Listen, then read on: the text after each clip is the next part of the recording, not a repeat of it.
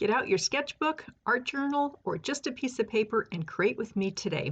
This is one of the only videos so far where I'm creating in real time. It's not sped up. Okay, let's get started.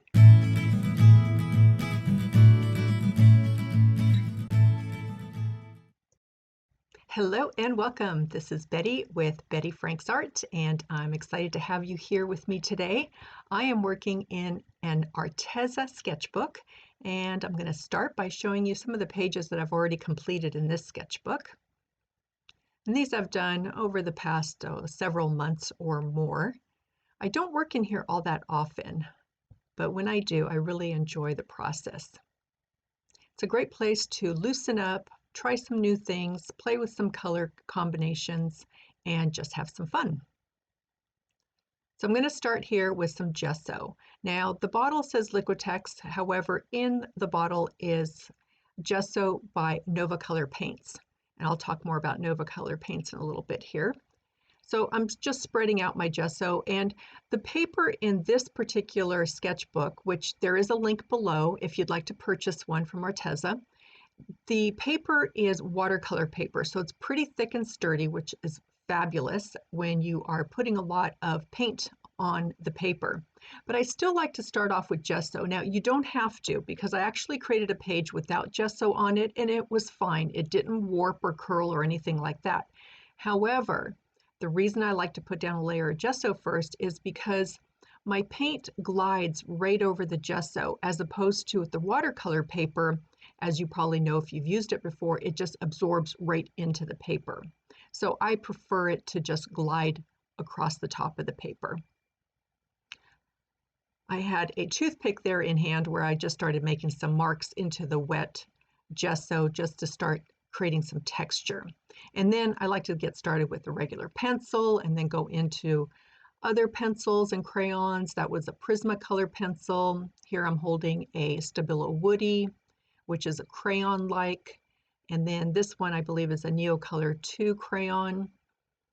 I'm going to include a link down below so that you can get access to all of the different mark making tools that I like to use. And this page is so small that I was trying not to add too many marks onto it. When I'm working really large, I tend to really put down a lot of marks, and so it's quite a change for me to go from working large to working small and trying to limit the amount of marks that I put. So I think that's it on my marks. I like to put out a line of gesso because I like to use gesso as my white paint throughout my entire process. And the reason I love gesso as my white paint for a number of different reasons. One is I use so much of it that for me it's very cost effective to just use the gesso for my white. The other reason is it continues to build up texture. And then the third reason is some paints, and now I mostly just use Nova Color paints. On occasion I may use Liquitex or I might use Golden, and each one of them have a different sheen to them. So what happens with the gesso when I mix it with each color is it creates a consistency across all of those sheens and kind of gives me a matte finish, which I love. And the matte finish honestly doesn't matter too much because in the end, for the pieces that I sell, I end up varnishing them, and that creates a consistency across the entire piece. But on these pieces that I'm doing in my journal, I really like it when I've got a consistent look to them. For example, on a piece that I created on paper recently, I used high flow acrylics, and it left a really a shiny sheen to it as opposed to the rest of my paints that was very matte. So, and I didn't really care for that. All right, I put that orange back in, and I had flipped back through my pages a little bit because I was looking at what other colors I used recently and what should I do that's a little bit different. And so honestly, I don't know in the end that I really did anything much different because I ended up doing, I thought I was going to do warm colors, but I ended up doing all cool colors, which is perfectly fine. Again, it's your own art journal, your own sketchbook, and you can do whatever you want and do it for yourself and just have fun with that process. So I've added the black, which I like to do after I put down my marks. And once the black is put down, then I can start building up colors. Now I like black as my background because I like bits and pieces of it showing through. And it just helps add more depth to my painting.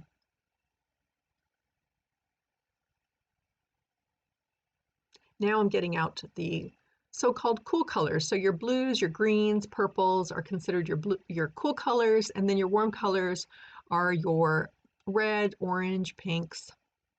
Now this one here is a blue-green. The other one was phthalo turquoise. And this one here is a yellow-green. I love these colors. Now, most of these colors I rarely use directly out of the jar. I always end up mixing it with white or another color. And especially that yellow-green, I don't really care for it directly out of the jar, but when I add white to it, like I just did here, I'm much happier with it.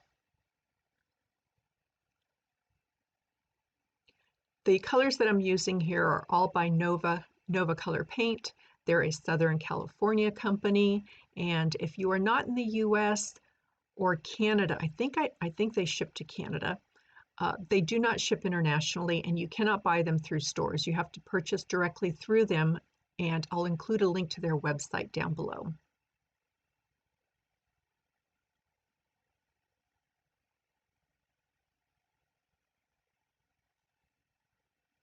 The tools that I was using at the beginning there, meaning the mark making pencils and crayons, I'm going to include a link down below that sends you to my list of all my favorite tools, or what am I calling it? My favorite art supplies. That's it. I'm going to send you to my favorite art supplies so that you can see exactly what I like to use. Since I'm working small here, I am using small brushes, and I've got a variety of different brushes that I'll be using for the journal here. I like to switch out my brushes whether I'm working large or small, just so that it adds a little bit more variety. The different types of brushes that I like are, I think this one's more of a round brush. I like the flat brushes, the filbert, any one of those. And my recommendation is just buy several different ones, try them out, and see what you like the best. I think brushes are really a personal preference, and you've got to try them out and see what feels good to you. Now here's a blue that I've added.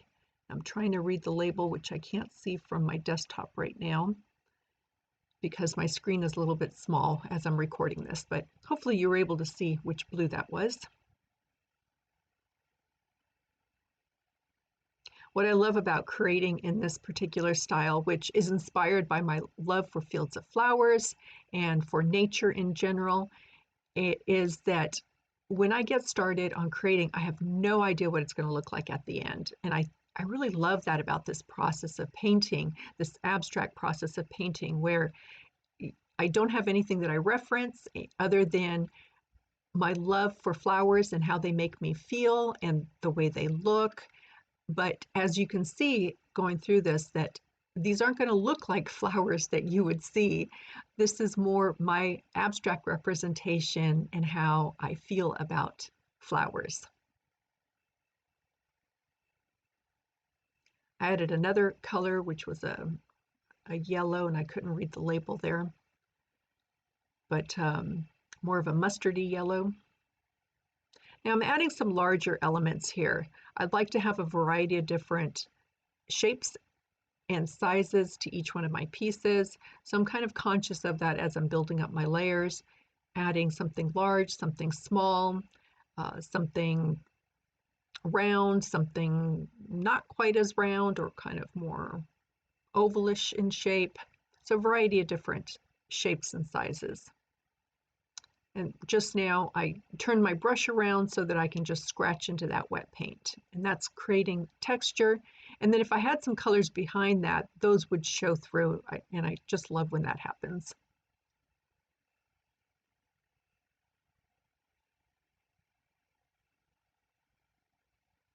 as I was saying, working in an art journal or just working on paper, I love creating on paper because it's just so much more freeing than a canvas. For me, and I don't know if this happens to you, but I just kind of freeze up when it's like a canvas. It's like, oh, wow, I invested this money in this canvas and I'm being extra careful. I want to make sure it looks really good. And that really interferes with my ability to just create and to relax and to go with the flow of the painting. So really my love is for working on paper. Now, after years of working on paper and then transferring that to canvas, I'm, I'm, I've become much more comfortable working on canvas, but that took me a while to get there. No longer am I tightening up as much when I get a canvas out. And also, it took me, I would say, well over a year or more to be able to transfer how I create small on paper to supersizing it to my larger pieces. Now, if you're new with me and you don't know about my other videos, if you go to my homepage and you scroll down a little bit, you'll see my large art and my small art. So small art being smaller on paper, and I also just added one that is on wood panel. And then my large art is all on canvas, and you'll see me working on these large pieces up to 60 by 60. So it took me a while to be able to take what I'm doing here and transfer that and supersize it to a large canvas. And I guess, just like with anything, you've just got to practice, practice, practice. And it was so frustrating for me in the beginning because it was such a struggle to try to do this. But certainly the more I did it, the easier it got. And so I'm really happy that I stuck it out and just kept working at it.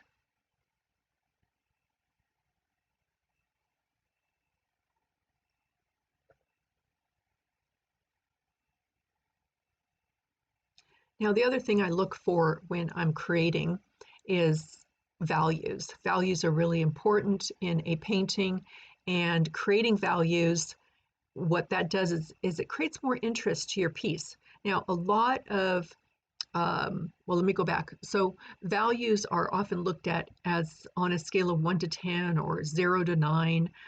It doesn't really matter.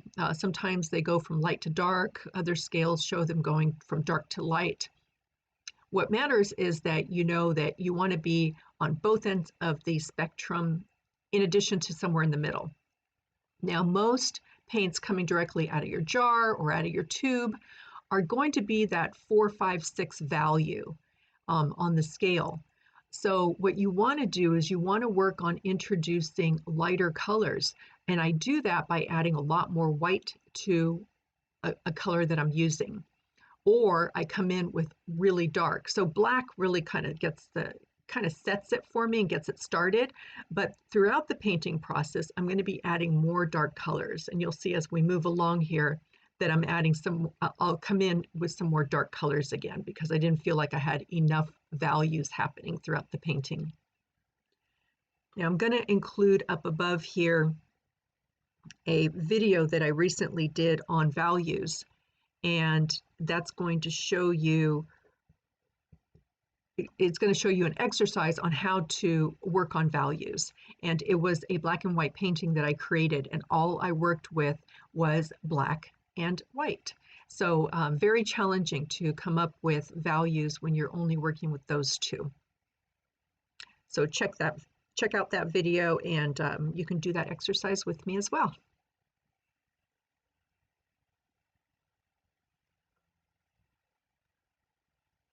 So here in the upper right corner, I'm adding a lot more light. As you can see, I'm adding more light colors to create value. And it's also starting to create depth because having those darker colors in the background is giving depth to the painting. And that's true whether you're working this small on paper or if you're creating large on a canvas.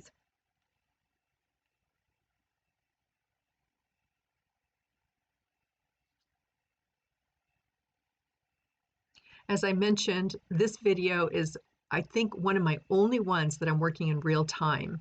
And if you are used to me going faster, then you can certainly do that. You just have to hit that icon gear that's underneath the video, and then you can change the speed of the video. Now, if you speed it up, just know that I'm going to sound like I've inhaled helium balloons, and that's going to sound pretty funny. But you can certainly speed up the video. And same thing, if you're looking at one of my videos that are sped up, you can slow those down. And again, I'm going to sound, if you slow me down, I'm going to sound like a drunk sailor or something. But what you can do is just turn off the volume and turn on the closed captioning. So the CC button that is right under the video is closed captioning. If you click on that, then you're going to start seeing words come across the screen. And then you can also, if you are watching me from another country and you want this in your language, what you can do is you can go to the icon gear and click on subtitles, and then click on auto translate. And it's going to already understand what your computer is already set up for another language, and it's going to give you choices based on that. So you can read on screen what I'm saying in a different language. Now I've brought in a bigger brush here. I just switched out my brushes, but this is where I was talking about. I'm adding some darker values now. I've brought in this darker blue color, and I'm going to be adding a little bit more throughout because I just felt like there wasn't enough of the dark throughout this piece.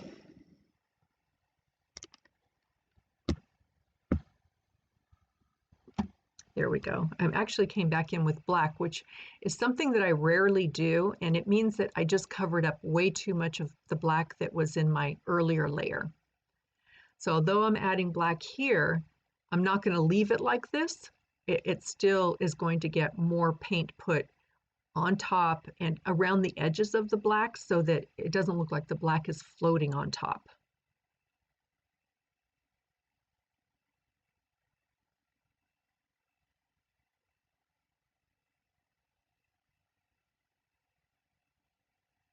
The pieces that I create in this art journal, I don't do anything with them when they're done, meaning I don't spray them, I don't varnish them, I don't do anything. And mainly because it's just for me, so it's not a big deal that it's just sitting the way it is.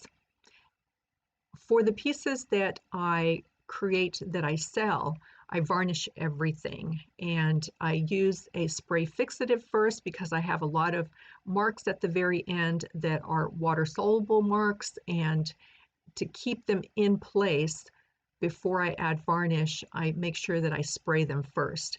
And I'll include a video here on how I do that, how I varnish art on paper. And I use that same process when I'm creating on canvas or on wood.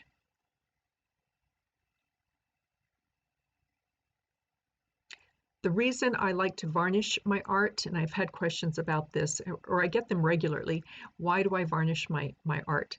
The reason I varnish art that I sell is because I want it protected. I want to know that when I sell a piece of art to someone, it is going to last for many, many years to come. And varnishing, what that does, and you want to go with a good varnish. I like to use Liquitex varnish, and it has a UV protector in it. So that means that although I never recommend putting art directly in sunlight, sun is always bouncing around your home when it's coming in through the window and it's reflecting off of something. So the art is being protected from those UV rays and also from dust settling into, the grooves of it.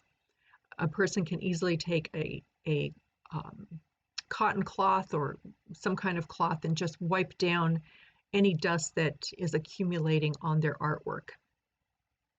So again, for me, it's so important that art is being protected for many years to come. And then that UV protection, what that does, in addition to protecting it from the sun, it's ultimately protecting the colors from fading over time. And that's important to me, especially because I love using bright, vibrant colors.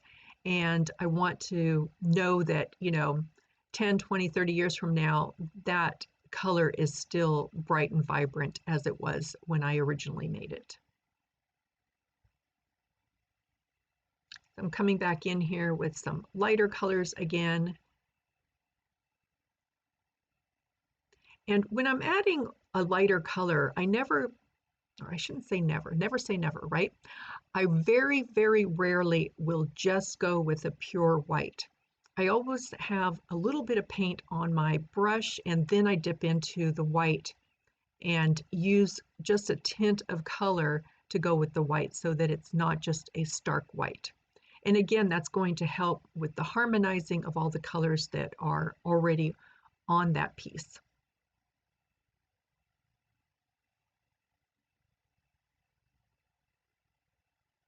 So now I'm much happier with having those really dark areas and the really lighter areas.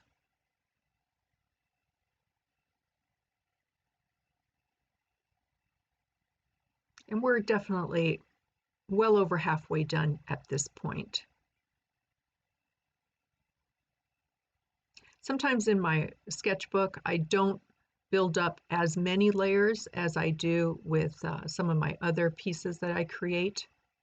It depends on my mood, and it depends on how the painting's going. If I'm happy with the direction it's going, then there aren't quite as many layers built up.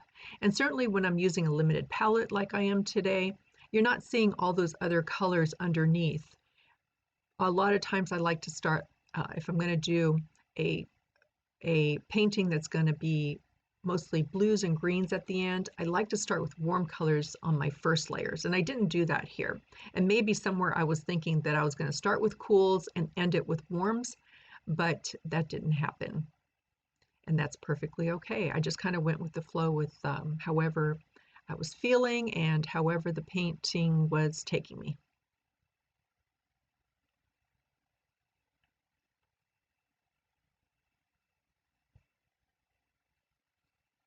And there, I just used a spray bottle because I didn't like that mark that I made there. So the spray bottle just having water in it, and I just wiped it back. And that's the beauty of acrylic paints, right? Is where you can just, if you don't like something, either let it dry and paint over it, or take your squirt bottle, take water and spray it down and wipe it down.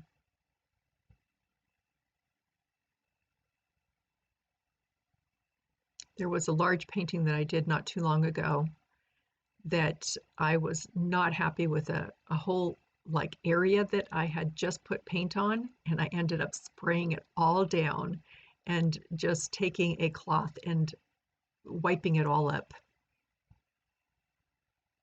But my other option would have been to just wait it out, let it dry, and then just go over it.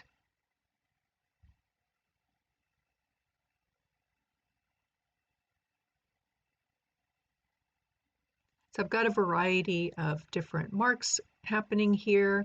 I've got different warm, or excuse me, not warm, but different cool colors happening as well. And then different, what was the third thing I was going to say? I just lost my train of thought as I'm watching myself paint and thinking about it at the same time. But I guess what I'm getting to here is the variety, oh, and the depth. So I went over those marks at the top again. That was my third pass in a different color, and that creates depth. So I don't cover that piece entirely. I let the edges show a little bit so that you can see the depth behind that.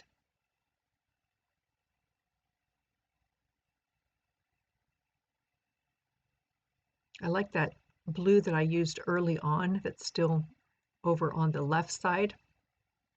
Oh, and I think it's in my hand, possibly. I might be coming in, adding some more. It's just a happy blue.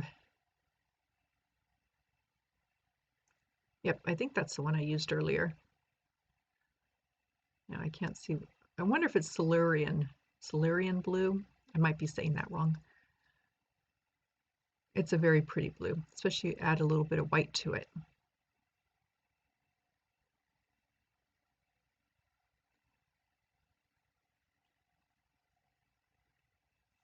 If you are enjoying this video, I would so appreciate if you can give me a thumbs up, and that helps me out so much, and it helps with the algorithm with YouTube. It lets YouTube know that you are enjoying this video, and then it's going to serve it up to a whole lot more people, And those folks are going to be so thankful to you for giving me a thumbs up in addition to me thanking you.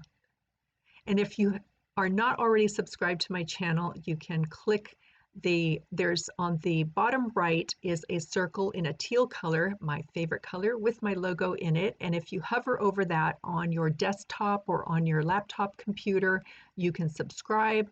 Or if you're on your cell phone, just go down below the video and hit the subscribe button. And then there is also a bell.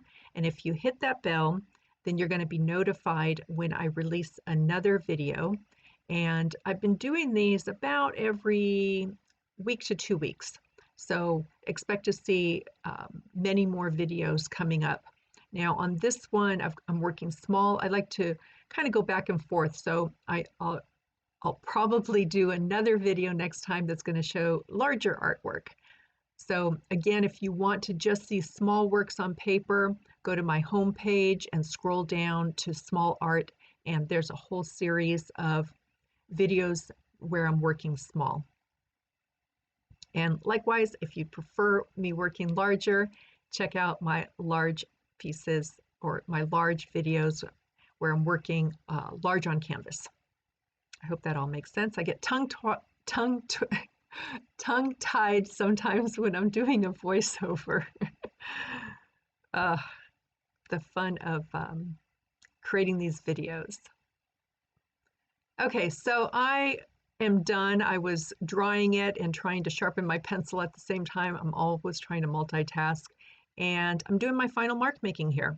So I always like to start with my pencil and just make some marks with that. So I made some circles over on the right, made some lines on the left. I've got my small teal colored Prismacolor pencil, which I love, and I always add a little bit of teal with that particular pencil, whether I'm working small or large. It's one of my favorite ways to finish a painting. It's almost my little signature too, because I know even if I have a painting that is all warm colors, I will come in with that pencil and put at least a few little marks in teal. This is also another Prismacolor pencil and working more tone on tone.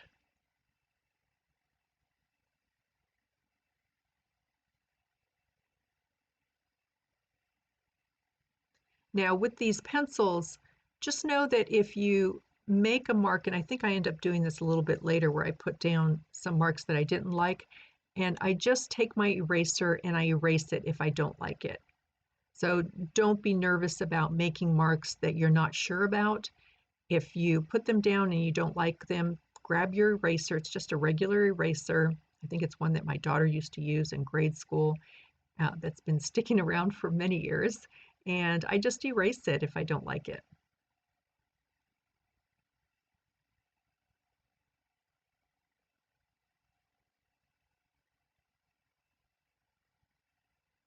So this part is just putting on, you know, kind of the icing on the cake, just adding some marks here and there to enhance it a bit. And those you can see not so much from far away as you can close up. And I'll have some pictures for you at the very end of close-ups.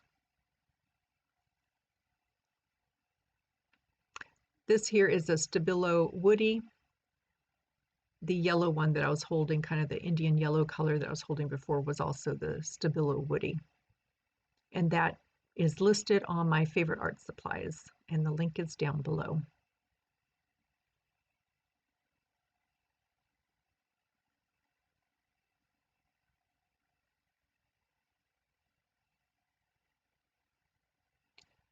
Here I'm adding these marks, and I decided, you can tell by the way I'm playing with that Stabilo Woody, I wasn't crazy about those marks.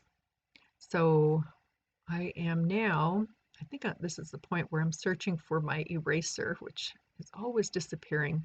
I think I need to buy like 4 more just to place all around me so it's easy to find them. I like having all of my mark making tools all in this one little basket so that it's easy for me to find them. There it is, just a regular eraser, a dirty eraser on parts of it. So even the Stabilo Woody which is crayon-like, I can just erase that if I don't like it. And for some reason, I just decided I didn't like those dots up there.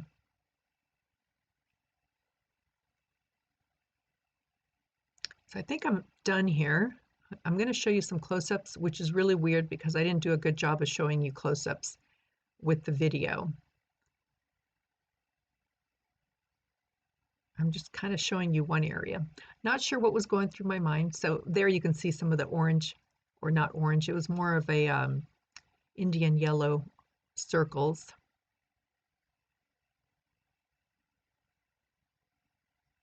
I must have thought that I was scanning the whole thing, but I wasn't. But that's okay. Coming up here, I'm going to just show you pictures that are up close. So I'm calling that done. That was a fun piece. Here you go. Photograph of it. And super pleased with the way it turned out. Here's some close-ups. You can see the texture in these close-up pictures. So again, thank you so much for joining me today. I hope you enjoyed this.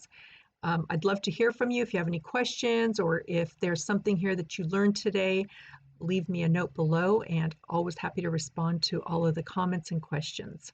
All right, folks. And if you'd like, stick around and watch another video. All right, I hope that you have a super fabulously creative day. Thanks again for joining me. Take care. Bye-bye.